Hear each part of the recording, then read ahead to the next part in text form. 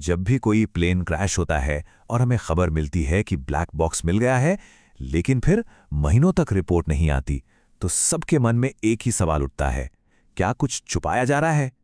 सोचिए, 2015 में German wings की फ्लाइट 9525 को जानबूझकर क्रैश कर दिया गया था।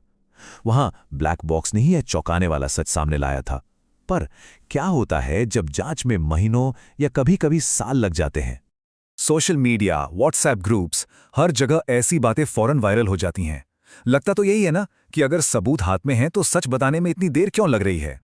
तो चलिए आज इसी की गहराई में उतरते हैं।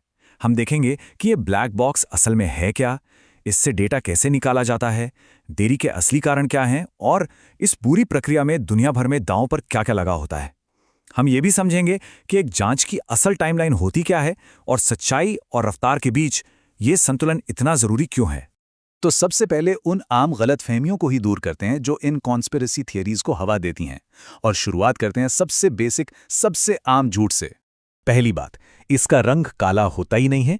ये तो असल में ब्राइट ऑरेंज कलर का होता है, ताकि इसे मलबे में दूर से ही आसानी से पहचाना जा सके। मतलब इसे छिपाने के लिए नहीं, बल्कि खोजने के लिए बनाया गया है। अब ब्लैक बॉक्स नाम शायद इसलिए पड़ गया क्योंकि शुरुआती मॉडल्स काले रंग के होते थे, या फिर शायद इसके काम के रहस्य की वजह से। और हाँ, यहीं पर सबसे बड़ी गलतफहमी होती है। फिल्मों की तरह इसमें कोई एचडी वीडियो फाइल नहीं होती क्रैश की। हकीकत में इसमें सिर्फ बाइनरी कोड होता है, यानी 0 और 1 की एक बहुत बहुत लंबी उलझी हुई लाइन।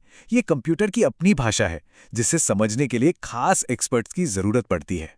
और नहीं, इसे किसी लैपटॉप में पेन ड्राइव की तरह लगाकर डेटा कॉपी पेस्ट नहीं कर सकते। इसके लिए खास प्रोप्राइटरी हार्डवेयर और सॉफ्टवेयर चाहिए होता है, जो सिर्फ प्लेन बनाने वाली कंपनी और जांच करने वाली एजेंसियों के पास ही होता है। तो अगर ये कोई सिंपल फाइल नहीं है, तो फिर इससे जानकारी निकाली कैसे जाती है? ये प्रोसेस असल में किसी साइंस फिक्शन फिल्म जैसा है। चलिए लैब की तरफ चलते हैं और देखते हैं कि ये सब होता कैसे है। देखिए, इस एक बॉक्स के अंदर दो बहुत जरूरी हिस्से होते हैं। एक है फ्लाइट डेटा रिकॉर्डर, यानी एफडीआर, जो प्लेन का दिमाग है। ये स्पीड, एल्टीट्यूड, कौन सा बटन दबा जैसी 1000 से ज्यादा चीजें रिकॉर्ड करता है। और दूसरा है कॉकपिट वॉइस रिकॉर्डर, यानी सीवीआर, जो प्लेन के कान है। ये कॉकपिट की आखिरी 2 घंटे की हर आवाज, पायलट की बातचीत, अलार्म, सब कुछ रिकॉर्ड करता है। और इन डिवाइसेस को मतलब अविश्वसनीय ताकतों को झेलने के लिए बनाया गया है। 3400 जी का फोर्स, जरा सोचिए, इंसानों के लिए तो सिर्फ 15 से 20 जी का असर ही जानलेवा हो सकता है। इससे पता चलता है कि ये बॉक्स कितने मजबूत बनाए जाते हैं।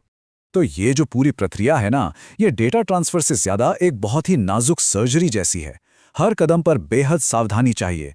चिप्स को निकालना, उन्हें माइक्रोस्कोप के नीचे साफ करना, टूटे हुए कनेक्शंस को बारीकी से जोड़ना, और फिर स्पेशल हार्डवेयर से उस बाइनरी कोड को पढ़कर एक खास डिक्शनरी, जिसे कैलिब्रेशन टेबल कहते हैं, उसकी मदद से हमारे समझने लायक डेटा में बदलना। इस पूरे काम में हफ्ते, यहां तक कि महीने भी लग सकते हैं। लेकिन ये टेक्निकल रिकवरी तो पहेली का सिर्फ एक छोटा सा हिस्सा है। असली देरी का एक और बड़ा कारण है पूरी कहानी, यानी कॉन्टेक्स्ट को समझने की जरूरत। तो यहां सबसे जरूरी बात यह है कि सिर्फ डेटा मिलना काफी नहीं होता, उसका सही मतलब निकालना, उसका कॉन्टेक्स्ट समझना सबसे जरूरी है।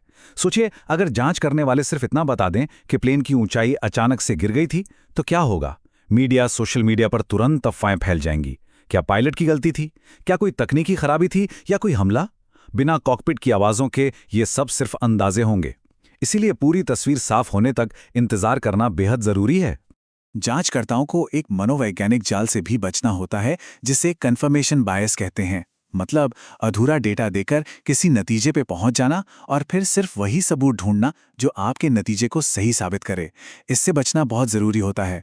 अच्छा, टेक्निकल चुनौतियों के अलावा यहां पर अंतर्राष्ट्रीय नियमों का एक पूरा जाल है, और साथ ही भारी फाइनेंशियल प्रेशर भी।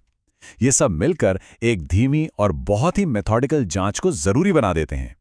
हर क्रैश की जांच एक सख्त अंतरराष्ट्रीय प्रोटोकॉल के तहत होती है, जिसे ICAO Annex 13 कहते हैं।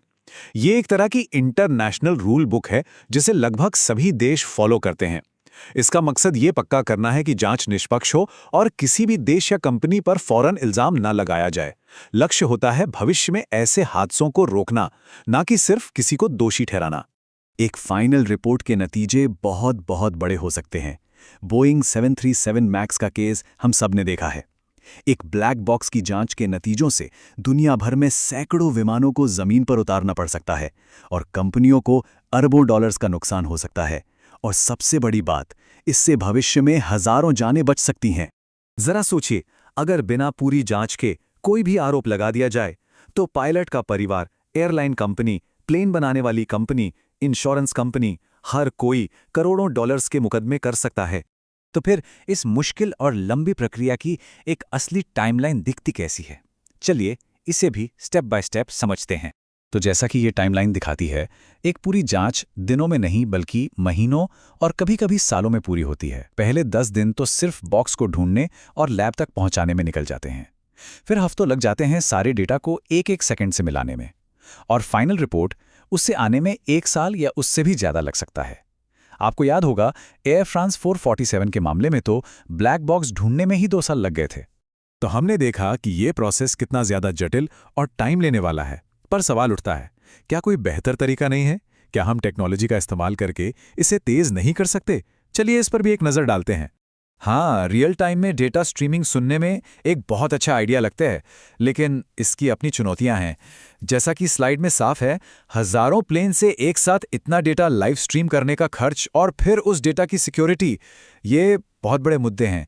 हैकिंग का खतरा हमेशा बना रहेगा। इन वजहों से फिलहाल फिजिकली मजबूत बॉक्स ही सबसे भरोसेमंद ऑप्शन है। और यही इस पूरी बहस का सबसे बड़ा सच है। एविएशन में प्राथमिकता तुरंत सब कुछ बता देने की नहीं है, प्राथमिकता है सटीक जानकारी देने की, एक ऐसी सच्चाई जिस पर कोई उंगली न उठा सके। तो अगली बार जब किसी प्लेन क्रैश की रिपोर्ट में देरी हो तो इस सवाल पर जरूर सोचिएगा, क्योंकि साजिश की कहानियां बनाना बहुत आसान होता है, पर सच को ढूंढ कर निकालना मुश्किल, और अंत में वही सच न्याय दिलाता है।